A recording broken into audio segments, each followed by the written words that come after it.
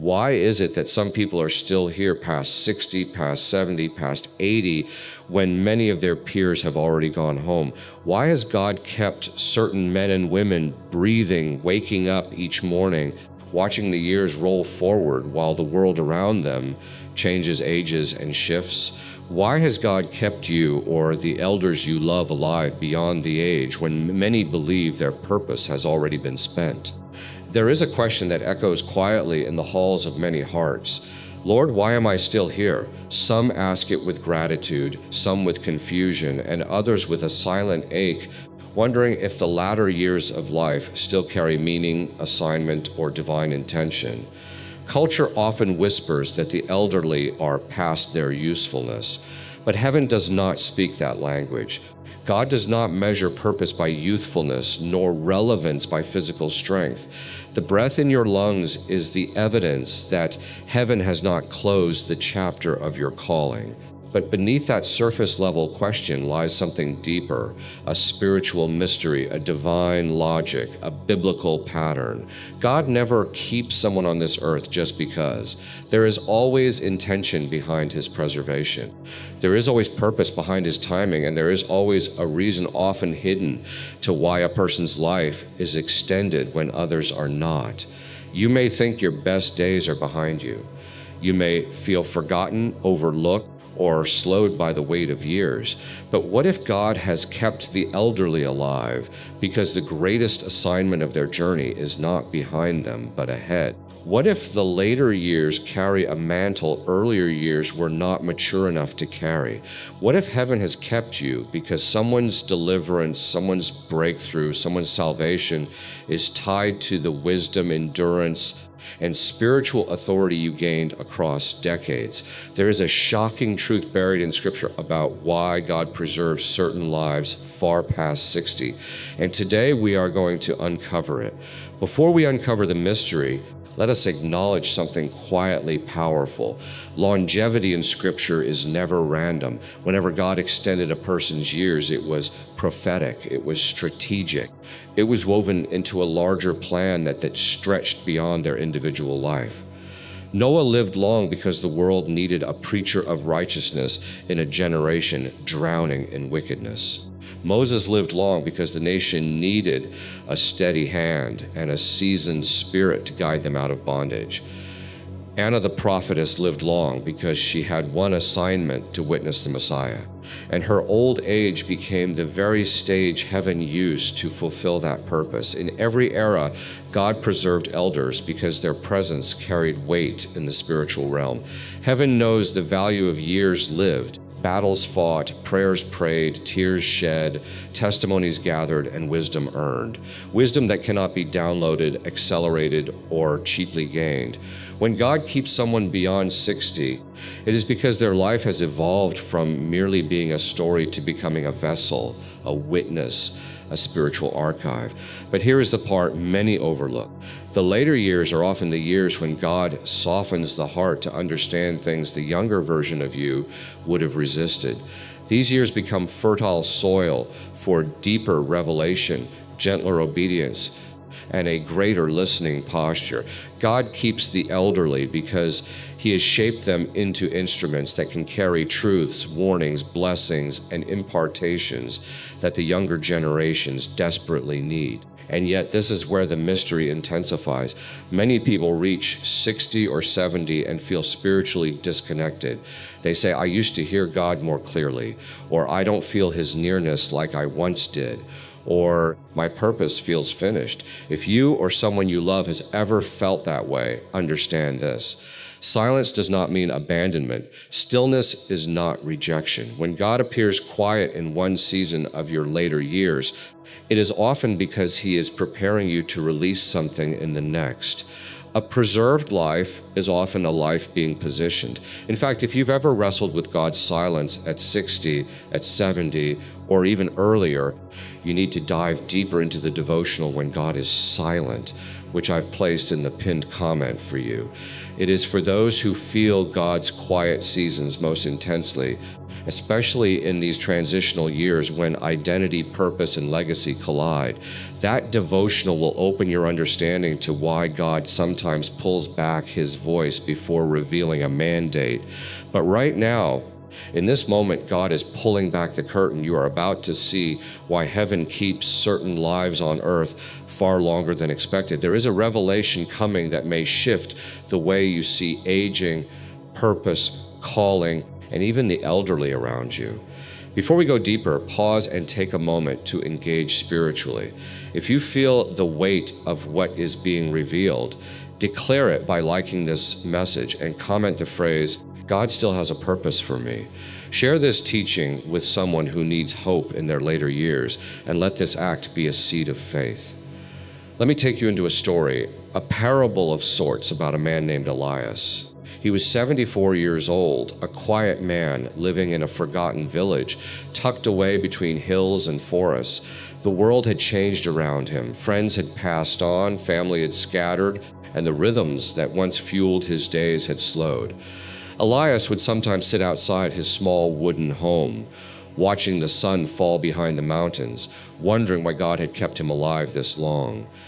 In his younger years, Elias had been a blacksmith, strong-armed and sharp-minded. He had forged tools for farmers, crafted hinges for homes, repaired wagons, and shaped iron with fire and resolve. But now his hands trembled, his back curved, and his strength had faded into a mere shadow of memory. Often he'd whisper to God, "Why am I still here? What purpose is left for an old man like me?" Every evening he waited for an answer, but the heavens seemed silent. One morning, Elias woke with a burden on his heart, a gentle nudge, soft yet persistent. It felt like a wordless invitation, a quiet instruction pulling him toward the forest trail behind his home. He had walked that trail many times before, but this time the stirring within him felt different. He sensed something sacred was waiting, though he couldn't explain it. He leaned on his wooden staff, stepped onto the path, and began his slow journey down the winding trail.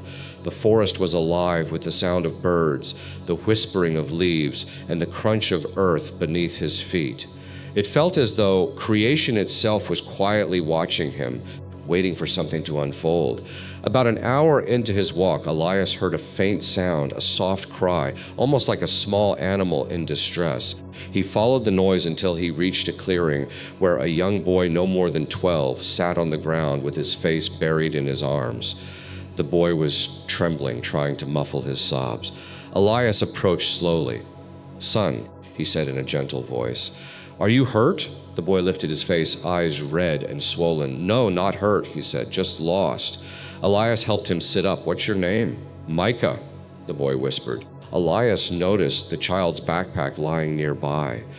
The boy explained that he had traveled into the forest to escape the shouting at home. His parents had been fighting for weeks, and he felt invisible, unheard, unwanted, and overwhelmed. He wandered too far, and now he couldn't find his way back. Elias listened quietly. He didn't rush to speak. His years had taught him that deep pains require space to breathe before they can heal. When the boy finished, Elias took a deep breath and said, "Micah, when I was your age, I felt the same way. My home was loud with anger too, and I often ran away to quiet places thinking no one cared." He leaned closer. "But you are not alone, and you are not forgotten." His voice carried a weight the boy didn't expect, a gravity born from decades of surviving storms, losses, and loneliness. Elias took Micah's hand and said, "Come, I will walk with you." Together they slowly retraced the path through the forest. The boy stayed close to him, occasionally leaning on Elias's arm for reassurance. As they walked, Elias shared pieces of his past, the hardships he endured, the mistakes he made, the forgiveness he found, and the God who carried him through it all. Micah listened with wide eyes. He had never heard anyone speak of God with such tenderness and conviction. The old man's quiet faith felt different from the sermons he had heard at home. Elias's voice didn't sound like a pastor preaching from a distance. It sounded like a living testimony wrapped in warmth and humility. When they finally reached the outskirts of the village, the boy's parents were already searching frantically. The moment they saw him, they ran to him in tears. They embraced him, apologizing for the tension he had been forced to carry alone. In the midst of the emotional reunion, the father turned to Elias. With tears in his eyes, he said, "Thank you, sir. Thank you for saving my son." Elias shook his head. "No," he said softly. "I just walked where God led me." But that day marked more than a reunion. It became the beginning of healing in that family. The father sought help for his anger. The mother rediscovered her strength, and the household slowly transformed into a place of peace. And it all began with the simple obedience of an elderly man who thought his life no longer had meaning. The story does not end there. A few weeks later, Micah visited Elias again. This time he came with a notebook. "I want to write down everything you told me," he said shyly. "I want to remember it." Elias smiled. "Why?" Because the boy said, "You speak like someone who knows things I need to learn, and I want to learn." Elias was stunned. For years he felt like nothing more than a fading shadow, a forgotten relic. But now here was a young boy hungry to learn from him, drawn not to the strength of his arms, but to the strength of his spirit. Days turned into weeks, weeks turned into months, and over time, Elias and Micah formed a bond that bridged generations. The village began to notice the quiet transformation in the young boy, and soon other children and even adults started visiting Elias. They asked for stories, advice, prayers, and wisdom. The old man's home became a sanctuary of counsel, laughter, and healing. One evening, as the sun dipped low and painted the sky with warm colors, Elias felt the same gentle nudge he felt the day he found Micah. The whisper of God's presence filled his chest, and it was then that the truth finally dawned upon him. He whispered, "Lord, this is why you kept me. Not for labor, not for productivity, not for accomplishment, but for influence, for impartation, for legacy, for the passing of wisdom that only years could produce." Elias realized that the strength of youth builds, but the wisdom of age restores. The passion of the young ignites, but the steadiness of the elder anchors. The energy of one generation moves things forward, but the discernment of another ensures they move in the right direction. His purpose had not ended at 60, it had only shifted. And somewhere in that small village, long before Elias was ever born, God had already written into his story that the latter years of his life would be the most fruitful, the most impactful, the most eternally significant. God preserved him not to extend his past, but to ensure someone else's future. This is the hidden truth many overlook. God does not keep the elderly on earth because their purpose is fading, but because the fullness of their purpose is finally ready to be poured out. Scripture is rich with examples of God preserving the elderly, not as spectators of life, but as carriers of divine wisdom, spiritual authority, and generational guidance. When the Bible speaks of old age, it does not speak of irrelevance or decline. It speaks of glory, endurance, and purpose refined through years of walking with God. Psalm 92:14 says something profound. They will still bear fruit in old age. They will stay fresh and green. This is not poetic optimism. This is divine intention. God ordained that the elderly are not simply living out a remainder. They are positioned to bear fruit. Not merely physical labor, but spiritual fruit, wisdom, counsel, prayer covering, discernment, intercession, guidance, generational interconnection, and the irreplaceable testimony of a life preserved by grace. Proverbs 16:31 adds, "Gray hair is a crown of splendor.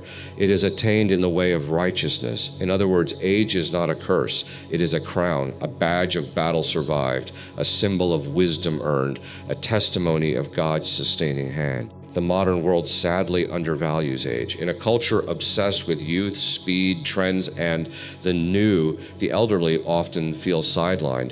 Yet psychologically, the later stages of life are the most introspective and wisdom-rich. Aging reshapes priorities. It softens pride. It amplifies gratitude. It clarifies what truly matters. The mind becomes more reflective, more discerning, more anchored.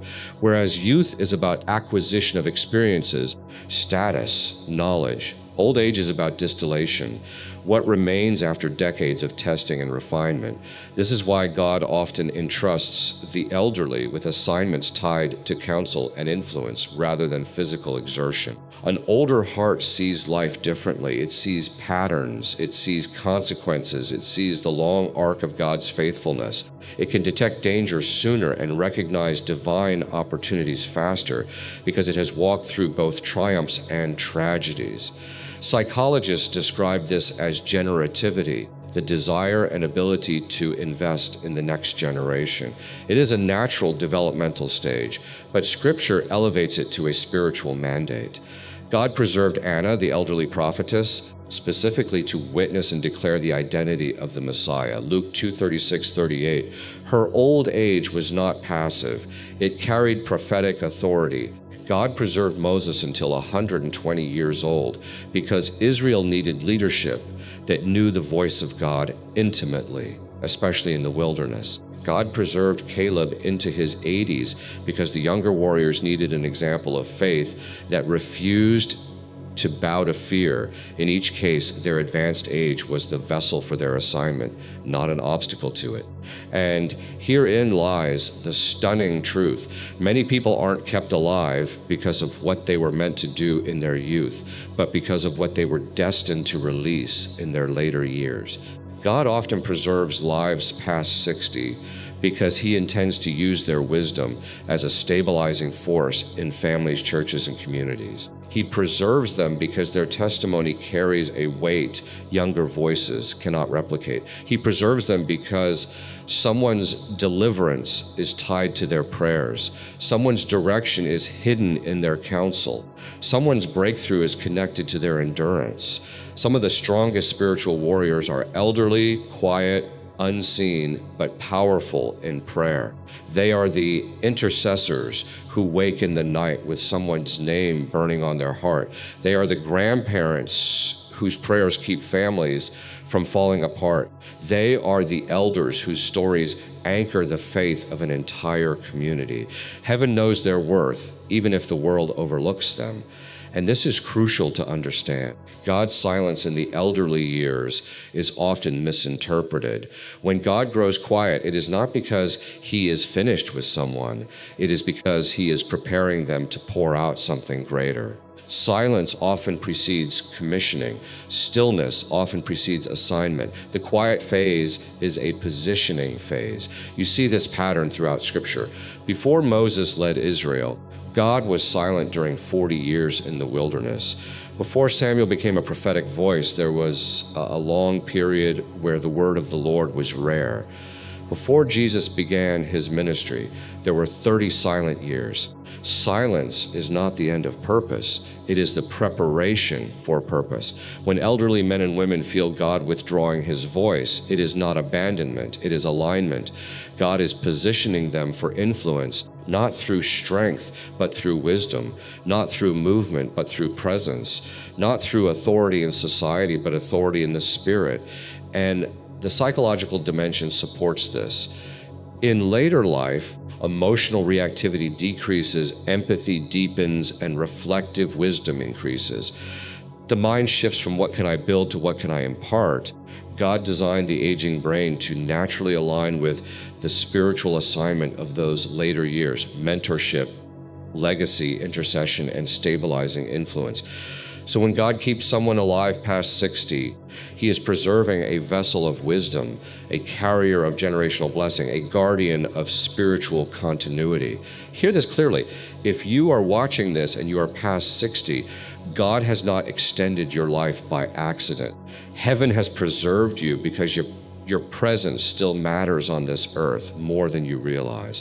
You are not standing in the shadow of your former years. You are standing in the fullness of your appointed years. Everything you have survived, every tear you have shed, every battle that brushed you but did not break you, these have shaped you into a vessel heaven can trust. God is not finished with you. You are entering the chapter you were created for. There are prayers you have prayed that will be answered through your voice in this season. There are people whose lives will shift because of a sentence you share, a story you reveal, a truth you impart. Your endurance has become your ministry. Your scars have become your sermons. Your testimony is oil being poured into a younger generation starving for wisdom. And hear this prophetic word. The years you believed were wasted are becoming the years God will use to multiply impact. Your later years are not a decline. They are a deployment. Your age is not a limitation. It is a mantle. God has kept you because someone needs what only you carry. A family needs the stability that flows from your faith. A community needs the grounding that comes from your discernment. A soul wandering in confusion needs the wisdom you've gained from decades of walking with God. You have become a bridge between what was and what will be. Do not believe the lie that your strength is fading and therefore your purpose is fading. Purpose does not live in muscles or speed. Purpose lives in spirit.